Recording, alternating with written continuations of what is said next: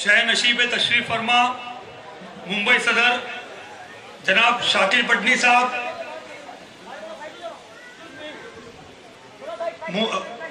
MIM के जिम्मेदारान, मेरे बुजुर्ग, मेरे दोस्त, मेरे भाई और मेरे पर्दा नशी माँ बहनें, अस्सलाम वालेकुम रहमतुल्लाह बरकातुहू। मजलिस इत्तेहादुल मुस्लिमीन ये जमात 1948 से इसने अपनी शुरुआत की, जब आजादी के कुछ वक्त बाद मुसलमानों को कत्लेआम किया गया। करीब 1.5 लाख मुसलमानों का कत्लेआम किया गया। बताया जाता है कि ऐसा कोई दरख्त, ऐसा कोई पेड़ नहीं था जहां मुसलमानों की लाशें ना थी। हमारी बहनों की, हमारी माओं की अस्मतें लूटी गई, घर से निकाल निकाल के मारा गया।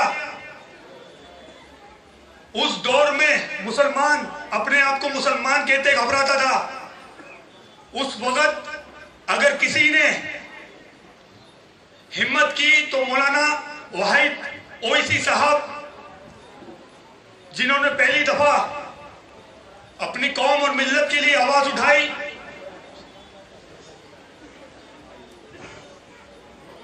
उन्नीस 1948 में ऑपरेशन पोलो पुलिस एक्शन के नाम से पता नहीं क्यों आज तक गवर्नमेंट जवाब नहीं दे पाई कि क्यों मुसलमान का कत्लेआम किया गया।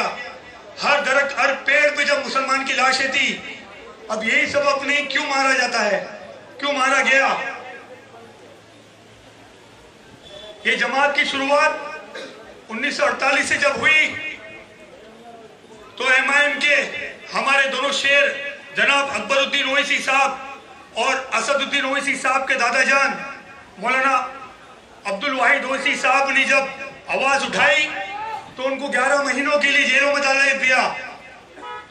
बिना किसी कसूर के उनको टॉर्चर किया गया और ये कहा गया आपकी जमात का परचम लहराना छोड़ दे। लेकिन हमारे शेर दिल मौलाना अब्दुल वाहिद ओवैसी साहब ने जेल में रहना गवारा किया, लेकिन अपनी कौम और मिल्लत के लिए आवाज उठाने में पीछे ना हटे। हो एक वक्त आया कि मुसलमानों की मजलिस इत्तेहादुल मुस्लिमीन आवाज बन गई। मौलाना अब्दुल वाहिद ओवैसी के साहबजादे सुल्तान सलाउद्दीन ओवैसी साहब ने फिर परचम लहराया। उसके बाद आज के वक्त, आज के दौर में हमारे दोनों शेर अकबरुद्दीन ओवैसी और असदुद्दीन ओवैसी साहब ये परचम लहरा रहे हैं।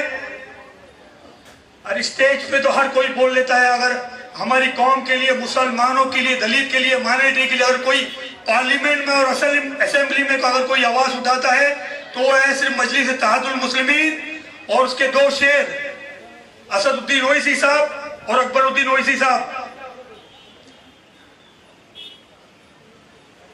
इस इलाके से जब लोग हमसे जुड़े तो हमारे बातों में कानों में बात डाली गई कि यहां पर अगर मजलिस इत्तेहादुल मुस्लिमीन आएगी तो कुछ यहां की सियासी जमातें उनको टिकने नहीं देगी, उनको खड़ा रहने नहीं देगी, उनको ऑफिस खोलने नहीं देगी, उनको जलसे करने नहीं देगी। आज अल्हम्दुलिल्लाह आज हम आपके इलाके में खड़े हैं और बेबाकी से इंशाल्लाह सबके बारे में बोल के जाएंगे कि ये है मजलिस इत्तेहादुल मुस्लिमीन की ताकत।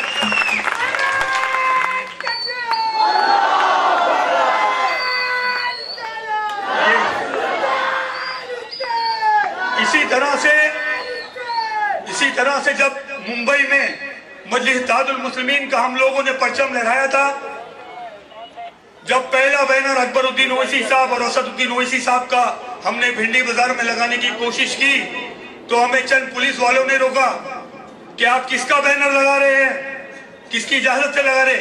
हमने बोला भाई ये सियासी जमात है, कौन हमें रोक सकता है असदुद्दीन ओवैसी और अकबरुद्दीन ओवैसी साहब का बैनर लगाने के लिए। जबकि वहां पर कांग्रेस, एनसीपी, सेना, समाजवादी सबके बैनर लगे थे और उस चौकी से लगे थे। तो हमें कई अंदाज से रोका गया कि आप बैनर नहीं लगा सकते। हमने बोला भाई क्यों नहीं लगा सकते, तो बोले नहीं अकबरुद्दीन ओवैसी हैदराबाद की जमात इनका बैनर नहीं लगा सकते। लेकिन अल्हम्दुलिल्लाह मजलिस इत्तेहादुल मुस्लिमीन की ताकत, हमने वो बैनर फिर वो कॉर्नर पे नहीं लगाया, उसी पुलिस चौकी के ऊपर पहली दफा में लगाया अल्हम्दुलिल्लाह। ये सिर्फ आपको डरा सकते हैं, रुका नहीं सकते, आपकी ताकत नहीं छीन सकते ये लोग। आज हमें आपके इलाकों से कई लोग आए कि यहाँ पर एयरपोर्ट की जमीनें, वहां पर हमारे भाई रहते हैं, उन पे कुछ सियासी जमातें कब्जा करना चाहती है और वहां पर कुछ प्रॉपर्टीज बनाना चाहती है। हम अल्हम्दुलिल्लाह मजलिस इत्तेहादुल मुस्लिमीन उसमें इंटरफियर करी और उसके लिए इंशाल्लाह लड़ रही और लड़ेगी, और किसके बाप में ताकत है वो बना के दिखाए हमारे भाई की जमीन को।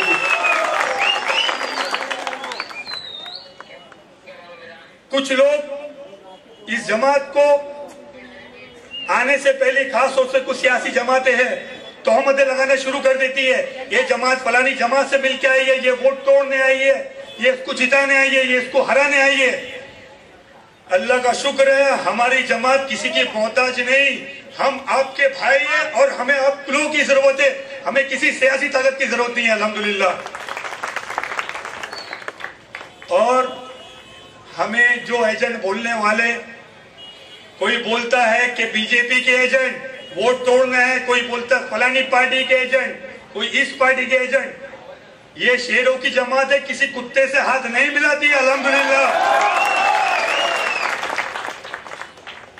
अभी फिलहाल आपके मनसे के लीडर राज ठाकरे साहब ने कुछ दिन पहले कुछ अल्फाज बोले हमारे सदर के खिलाफ, बद अखलाकी की, हमें इजाजत नहीं है ऐसे जवाब देने की। हम गलत अल्फाज नहीं इस्तेमाल करते कि भिंडी बाजार और बांद्रा इस जगह के हमको मुसलमानों की जरूरत नहीं है,